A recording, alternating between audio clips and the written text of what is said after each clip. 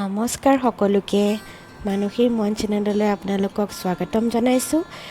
আজি মই ফুচকাৰ এটা ব্যতিক্ৰম ৰেচিপি লৈ আহিছোঁ আৰু এইটো ফুচকাৰ ৰেচিপিত মই তেতেলী পানী আৰু আলু ব্যৱহাৰ কৰা নাই।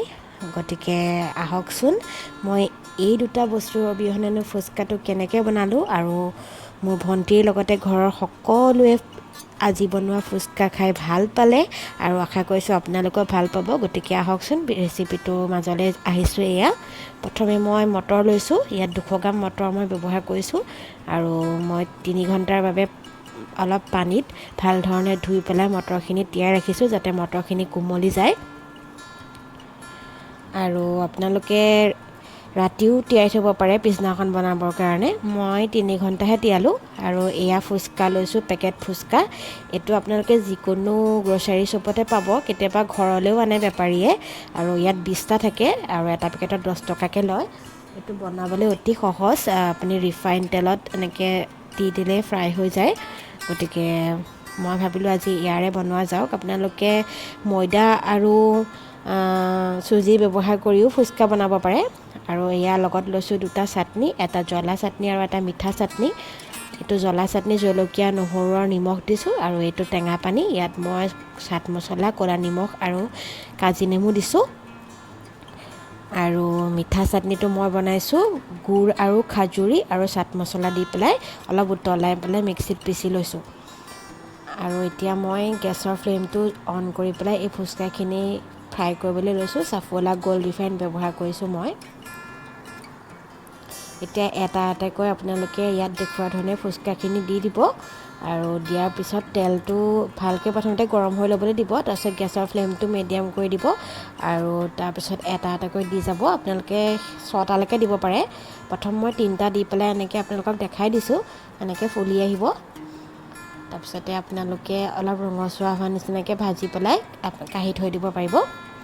এতিয়া মই পিছৰ পৰা 6টা দিলোঁ। ইমান ধুনীয়াকৈ ফুলি গৈছে দেখিছে। এনেকুৱা পেকেটিং ফুচকা আনিলে এইটোৱেই লাভ হয় আৰু গোটেইকেইটাই ফুলি যায়। ক'ৰবাত কেতিয়াবা এটা দুটা নুফুলে বাৰু, সেইটো আপোনালোকৰ লাকৰ ওপৰত কথা বুলিয়ে ক'ম। আৰু এনেকৈ বনাবলৈও ভাল আৰু কম সময়তে হয়। এতিয়া মই গোটেইখিনি ফুচকা এনেধৰণে বনাই ল'ম। এয়া আমাৰ হৈ গ'ল। ঘুগুনিটো মই বইলকৈ বনাইছোঁ আৰু এয়া ফুচকা ভাজি হৈ গ'ল।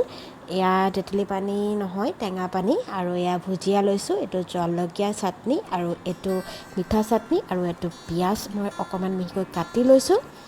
আৰু জলকীয়া চাটনিটো মই কেঁচা জলকীয়া আৰু নহৰু 4 টুকুৰমান আৰু অলপ ক'লা নিমখ দি পেলাই মই বইল কৰি লৈছিলোঁ। তাৰপিছতে মই মিক্সিত পিচিছোঁ। আৰু এতিয়া মই এটা এটাকৈ ফুচকা প্ৰথম এনেকৈ ভাঙি লৈ তাৰপিছতে ইয়াত দিলোঁ আপোনাৰ ঘুগুনিখিনি দি দিলোঁ। ঘুগুনিখিনি মই পিঁয়াজ নহৰু ব্যৱহাৰ কৰা নাই। অকল মই বইলকৈ নিমখ, হালধি আৰু চাট মছলা আৰু ক'লা নিমখ, জিৰা গুড়ি, অলপ ধনিয়া গুড়ি আৰু অলপ গৰম মছলা দি পেলাই বইল কৰি লৈছোঁ। আৰু এতিয়া মিঠা চাটনি দিছোঁ, জ্বলা চাটনি দিলোঁ আৰু মই অকণমান কেঁচা পিঁয়াজ দি দিম।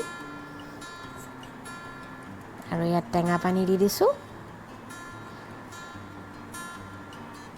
আৰু ভুজিয়া দি দিলোঁ শেষত। হৈ গ'ল এইটো খাবৰ কাৰণে। বহুতে আলু ফুচকা খায় আৰু তেতেলী পানী নোহোৱাকৈ বহুতে নাখায়েই। গতিকে আজি এনেধৰণে মই বনোৱা নিচিনাকৈ আপোনালোকে বনাই চাবচোন। কিন্তু সঁচাকৈ কৈছোঁ বহুতেই ভাল হৈছিলে খাবলৈ। আপোনালোকে গমেই নাপাব যে তেতেলী পানী নিদিয়াকৈও যে এনেকৈ ফুচকা বনাব পাৰে আৰু আলু নোহোৱাকৈও যে আপোনালোকে ফুচকা খাব পাৰে। গতিকে মই তাৰে আজি প্ৰমাণ কৰি দেখাব বিচাৰিছোঁ আপোনালোকক। আপোনালোকে মোক কমেণ্ট বক্সত জনাবচোন।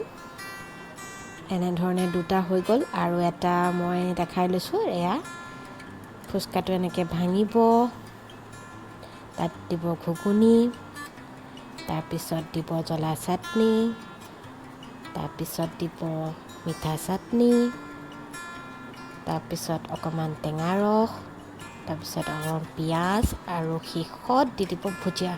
আৰু এইখিনিলৈকে যদি মোৰ ভিডিঅ'টো চাই ভাল লাগিছে তেন্তে লাইক কৰিব, শ্বেয়াৰ কৰিব আৰু এয়া মই ভণ্টিক খাবলৈ আগবঢ়াই দিছোঁ আৰু যিসকল নতুন ভিউৱাৰ্ছ তেওঁলোকে মোৰ চেনেলটো ছাবস্ক্ৰাইব কৰি কাষতে থকা বেল আইকনটো দবাই দিব। গতিকে আজি ভিডিঅ'টো আপোনালোকৰ কেনেকুৱা লাগিলে বাৰু চাই মোক জনাবচোন। Thank U.